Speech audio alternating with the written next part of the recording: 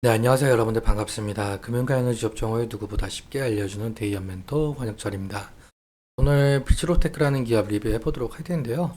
비츠로테크 같은 경우 순수 지주회사로 여러 종속회사를 거느리고 있죠.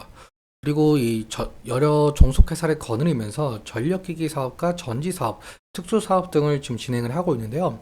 오늘 말씀드릴 내용은 이 비츠로테크의 모멘텀에 대해서 다시 말씀을 드리려고 합니다. 지금 2024년은 AI와 관련된 산업이 대세라고 할 만큼 지금 전력기기 사업들이 상당히 상승 중에 있었죠.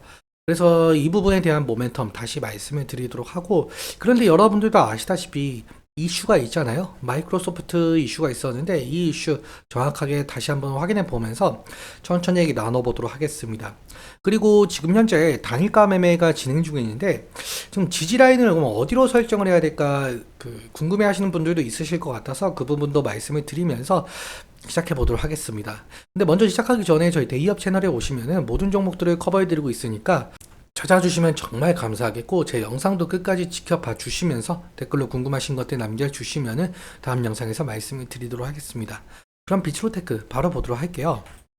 일단 비츠로테크 같은 경우 2021년 2월에 비츠로이에스에서 그 물적 분할을 하면서 순수 지주회사로 재출범했었거든요. 그러니까 자회사로는 지금 비츠로셀, 비츠로이엠, 비츠로넥스텍, 비츠로이에스, 비츠로밀텍 등등이 있는데 지금 좀 더 쉽게 보도록 할게요. 일단 여기 있는 비츠로테크가 순수 지주회사이고 지금 나머지 회사를 지금 지배하고 있는 형국이에요. 일단 비츠로이엠과 비츠로이에스 같은 경우 이 전력기기 사업을 진행 중에 있고, 그리고 비츠로셀과 비츠로밀텍은 전지사업, 그리고 비츠로넥스텍은 특수 공정을 하고 있는 특수 사업을 맡고 있죠. 근데 오늘 제가 말씀을 드릴 부분은 이 전력기기 사업이에요. 여러분들도 아마 며칠 전에 제가 말씀을 드렸었지만 뉴스 보셨을 거예요. 비츠로테크가 마이크로소프트 파트너사와 거래하고 있다는 점에서 부각을 받고 있죠. 근데 사실 이 비츠로테크가 마이크로소프트와 이 직거래하는 형태가 아닌데요. 일단 이 북미 1위 기업이 있더라고요. 북미 1위 이 발전기 기업인 제네락 홀딩스라는 기업이 있어요. 그런데 이 제네락 홀딩스라는 기업은 이 비츠로테크의 자회사, 비츠로이엠의 산업용 차단기, 그리고 개폐기, 중전기기를 납품을 하고 있죠. 그러니까 이 사진을 보시면 이러한 기기를 좀 납품을 하고 있다라고 보시면 될 것 같은데요. 그런데 사실 이러한 기기 같은 경우는 비상 발전기에 필수적으로 들어가는 부품에 해당이 되고 있어요. 일단 개폐기 같은 경우에는 정전 시 이 비상 발전기를 동작시켜서 전원 공급이 끊어지지 않도록 하는 필수적인 부품인데요. 다시 정리해서 말씀을 드려보자면 이 제네락 홀딩스 같은 경우 마이크로소프트와 파트너십 계약을 맺고 있었고, 그리고 마이크로소프트의 이 비상 발전기를 판매하면서 급성장을 좀 이루어내고 있었습니다. 그렇다면 이 비상발전기 부품에 해당하고 있는 비츠로이엠의 제품들이 수요가 늘어나면서 비츠로테크의 매출에도 긍정적인 시그널로 작용을 할 가능성이 상당히 높겠죠. 그렇다면 주가에도 긍정적인 영향을 끼친 것으로 보고 있고요. 그런데 사실 이 마이크로소프트가 이 비상발전기의 수요를 늘리는 이유에는 그러한 이유에는 따로 있거든요. 그 이유에 대해서 말씀을 한번 드려보자면, 근데 여러분들도 아시다시피 현재 AI 산업 같은 경우 상당히 다른 산업들과 연관이 되어 있으면서 화랑을 띠고 있죠. 근데 그 중에서 당연하게도 눈에 띄는 건 전력 사업, 이 전력기기 사업이 아닐까 생각을 하고 있습니다.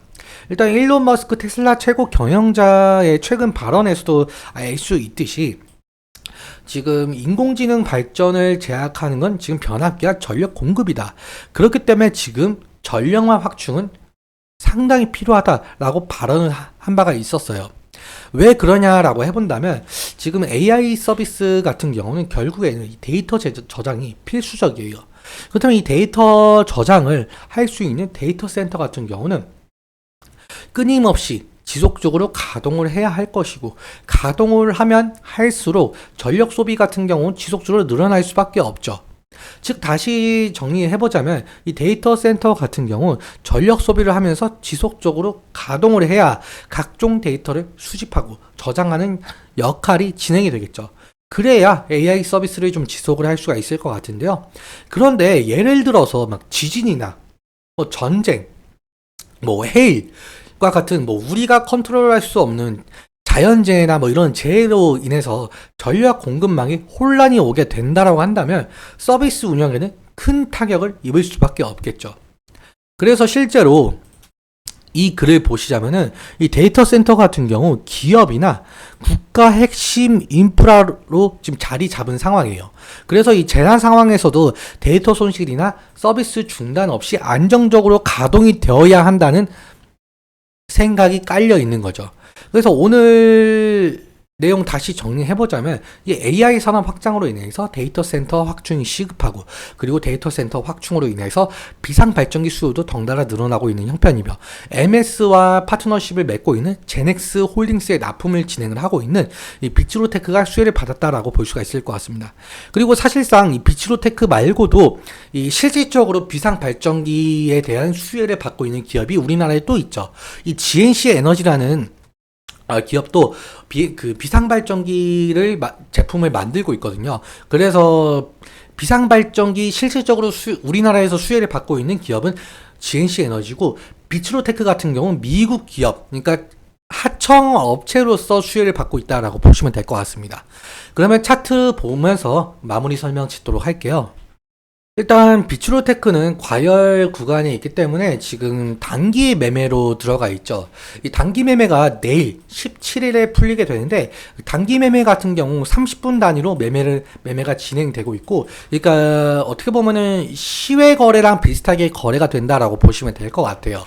일단 오늘 같은 경우 2% 정도 상승 중에 있는데 지금 고가 부분은 3%예요. 근데 윗골이 달린 부분이 지금 3일선과 5일 이평선 부근이에요. 그래서 이 부분에서 좀 저항이 일어났다라고 볼 수가 있을 것 같고, 그리고 한 3일 전이죠. 5월 13일에 윗꼬리가 엄청나게 달리면서 음봉 캔들을 좀 만들어냈어요. 그 이유에 대해서는 지금 과거를 보시면 알 수 있을 것 같은데요. 지금 과거 이 3일 전 윗꼬리 부분이 과거에도 여기 저항 구간이 나타냈었거든요. 그래서 이 부분에서 다시 한번 저항이 일어났다라고 볼 수가 있을 것 같고, 그리고 사실상 지금 이 부분에서 지지가 일어났다라고 볼 수가 있을 것 같습니다. 지금 며칠 전이냐, 한 6일 전이네요.